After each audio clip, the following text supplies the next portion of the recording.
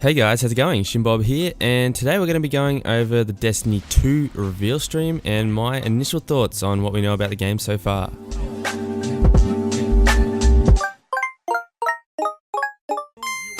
So I might be doing some more videos on this in the future about some of the topics sort of in more depth and stuff, but for now I'm just going to give a quick rundown on my initial thoughts on the reveal stream, and I'll go briefly over sort of some of the information that we've learnt since then from some of the other content creators who actually got to go to the launch.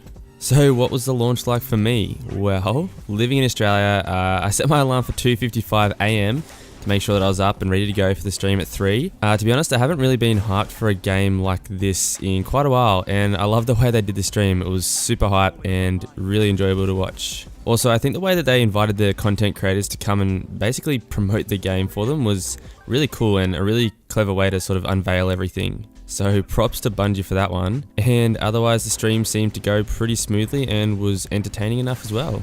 As for what we learned from the stream, well, let's get into that now.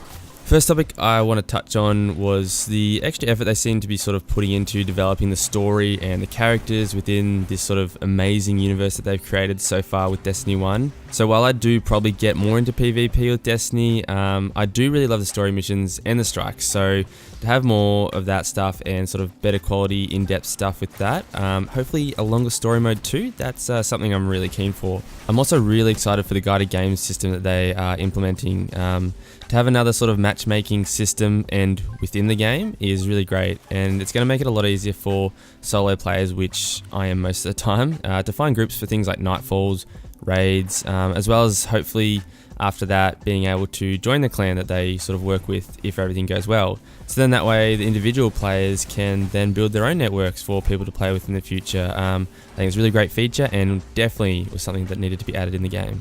Okay, so now let's move on to PvP and the part that I'm most excited for. So they're streamlining all PvP game modes into a 4v4 arena style, and this is something I think will really help the game, especially the competitive side obviously. If you look at other esports like COD and Halo, they're a 4v4 format. It's a good number of players to have on a map, given that the map is specifically designed for PvP. And it still allows for good, strong team coordination and communication, and I'm really psyched about this change. I've heard a lot of people saying that it reminds them of Halo a bit. That's sort of come from people that have watched the gameplay and the people that were at the actual launch, and from what I've seen, I probably definitely agree with that.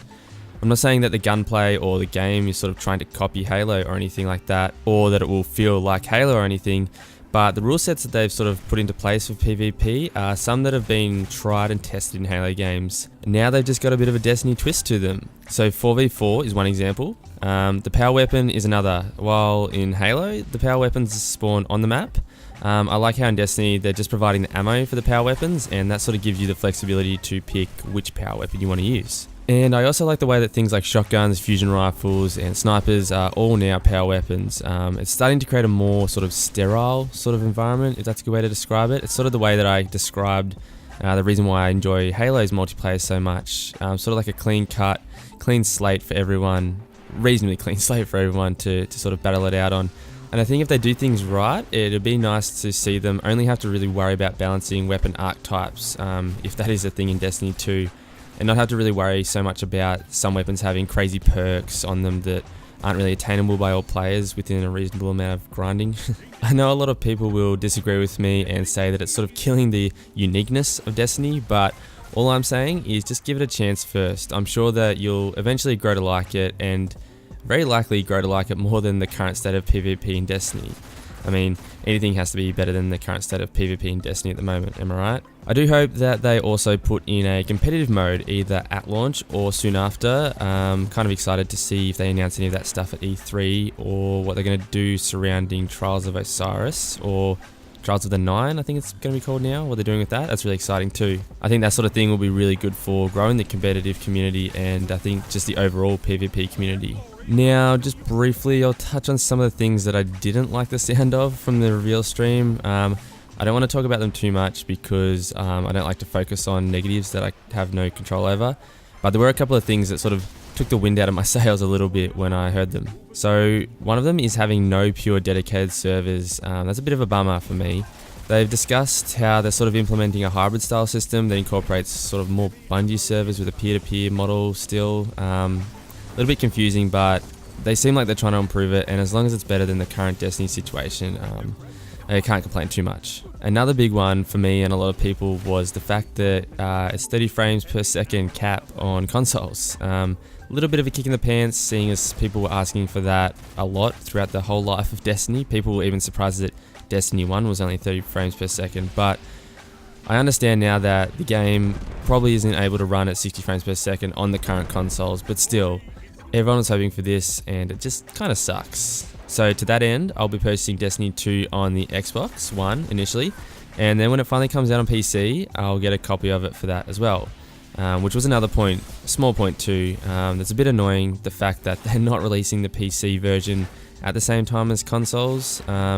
I believe it's something to do with the deals they have with Sony, obviously with PlayStation exclusiveness and stuff like that. So PC would probably kind of cannibalize that market a bit, as it's not frame capped and the graphics are apparently amazing, and a lot of people will be moving over to that. So if they launched at the same time, then maybe no one would buy it on PlayStation, and Sony wouldn't like that. But anyway, that basically wraps up the main points I wanted to talk about today, guys. I hope you've enjoyed my super late discussion about Destiny 2 launch. I know E3 is right around the corner, so I'm sure I'll be back with more information then. If you enjoyed the video, go ahead and leave a like. That's really appreciated. Even subscribe for more content like this. And until next time, just keep doing what you're doing, guys. Cheers.